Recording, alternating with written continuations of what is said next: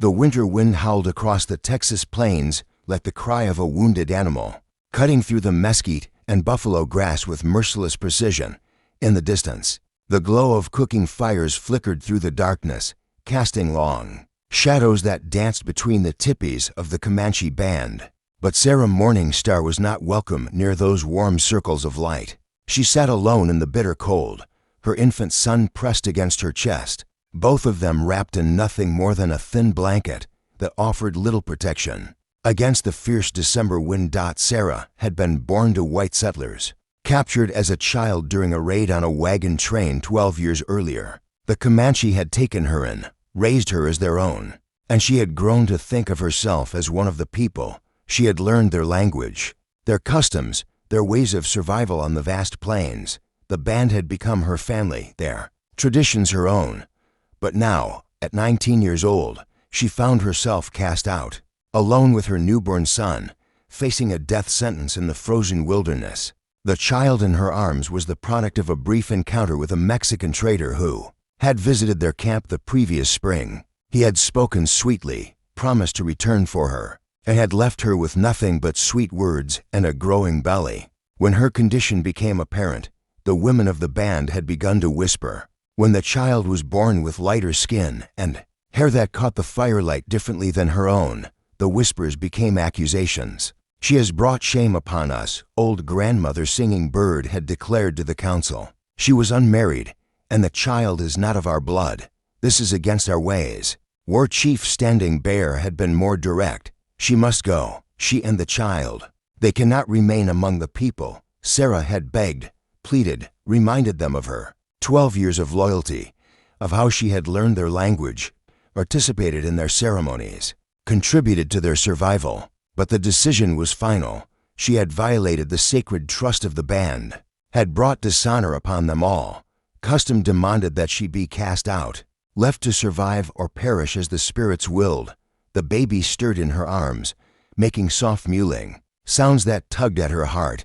She looked down at his tiny face, peaceful in sleep, unaware that his very existence had condemned them both. She had named him Little Wolf, hoping that he would grow to be strong and fierce like the predators that roamed these plains. But now it seemed unlikely that he would live to see his first moon.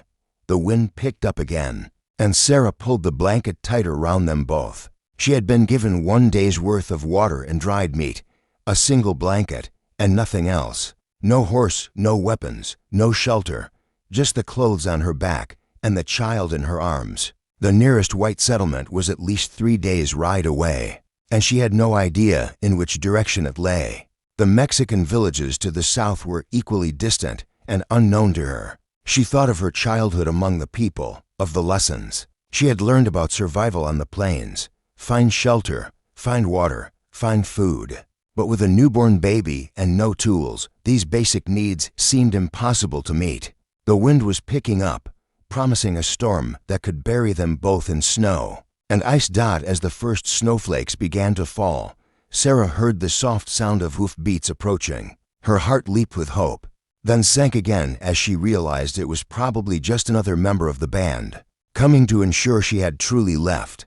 She looked up to see a lone rider approaching on a painted horse, his figure dark against the swirling snow. The rider dismounted and walked toward her, his movements deliberate and confident. As he drew closer, she recognized him as Running Bear, one of the band's most respected warriors. He was known for his skill in battle, his wisdom in council, and his unwavering adherence to the old ways.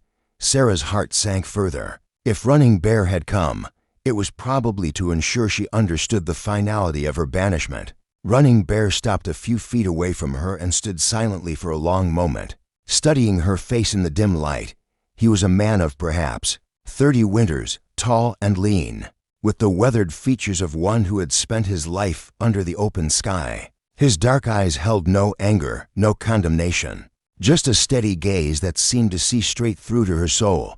"You are cold," he said finally, his voice barely audible above the wind. Sarah nodded, not trusting herself to speak. The baby whimpered softly, and she adjusted the blanket around him. "The child is hungry," Running Bear observed her again. Sarah nodded. Her milk had not come in properly, and she feared the baby was already weakening. Running Bear was quiet for another long moment, then began to remove his heavy buffalo cloak. It was a magnificent garment, beautifully decorated with beadwork and painted symbols that told the story of his victories in battle. The cloak represented not just warmth and protection, but status and honor within the band. It was not something a warrior would part with lightly. "What are you doing?" Sarah asked, finding her voice at last. "What must be done?" Running Bear replied simply. He wrapped the cloak around both Sarah and the baby, enveloping them in warmth that seemed to reach down to their bones. "I don't understand," Sarah whispered. "The council has spoken. I am cast out. You cannot help me." Running Bear's expression softened slightly. "The council has spoken about your status within the band. They have not spoken about what I may do. As a man, following the guidance of my own heart and the spirits who speak to me in dreams." He walked back to his horse and returned with a parfleche bag filled with dried meat, pemmican, and other provisions. Then he untied a water bag from his saddle and set it beside her. "But why?" Sarah asked, tears freezing on her cheeks. "Why? Would you risk the anger of the council for me?"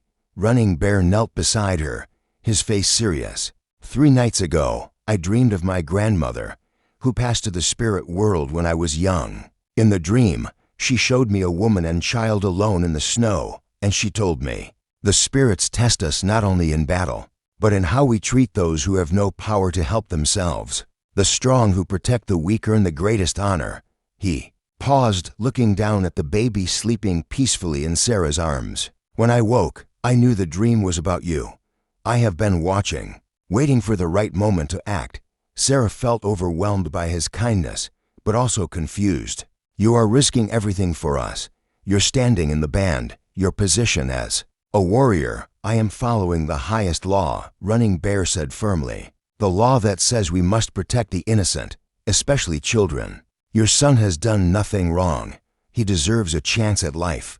He stood and walked to his horse again, this time returning with a small carved cradle board. "My sister made this for her son, who was born to the spirit world before he could use it. It is better than carrying the child in your arms." As he helped Sarah secure the baby in the cradle board, she noticed the gentleness in his large hands, the careful way he handled the infant. When he was finished, he sat back on his heels and looked at her directly. "I cannot take you back to the band," he said. "The council's decision stands. But I can help you reach safety. There's a Mexican village called San Miguel, 2 days. Ride to the southwest. The people there are kind, and they will take in a woman with a child." "How do you know this?" Sarah asked. "I have traded there before. The priest, Father Miguel, has a good heart. He turns no one away who comes to him in need." Running Bear pulled out his own blanket and spread it on the ground, then helped Sarah to lie down with the baby. He built a small fire using dried buffalo, chips and mesquite wood, creating a circle of warmth in the cold night. "Sleep," he said. "Tomorrow we begin the journey." Sarah asked in surprise. "I will guide you to San Miguel." "It is the right thing to do." As the fire crackled and the snow continued to fall, Sarah felt a warmth that had nothing to do with the flames. For the first time since her banishment, she felt hope, but she also felt concern for Running Bear. "What will happen to you when the band discovers you have helped me?" she asked. Running Bear stared into the fire for a long moment before answering. "Perhaps they will understand. Perhaps they will not. But I will have done what my heart and the spirits told me was right. That is what matters, and if they cast you out as well, then I will survive. As my ancestors taught me to survive, a man who lives without honor is already dead." They traveled for 2 days through the winter landscape, Running Bear leading his horse while Sarah rode, the baby secure in the cradle board. He shared his food with her, his knowledge of the terrain, his strength when hers failed. At night, he built shelters from buffalo hides and kept the fire burning through the long, cold hours. As they traveled, Sarah learned more about the man who had risked everything to help her. Running Bear had been orphaned young, raised by his grandmother until she died when he was 14. He had earned his warrior name in battle against Ute raiders and had never taken a wife, saying he had not yet found the woman who would complete his spirit. "Why did you never marry?" Sarah asked as they made camp on their second night. "I was waiting." He said simply, "My grandmother told me I would know when the right woman came into my life. She said the spirits would send clear signs." Sarah wondered if he was thinking of her, but she pushed the thought away. She was a woman in disgrace, cast out from the only family she had known, with a child born out of wedlock. She had nothing to offer a man of running.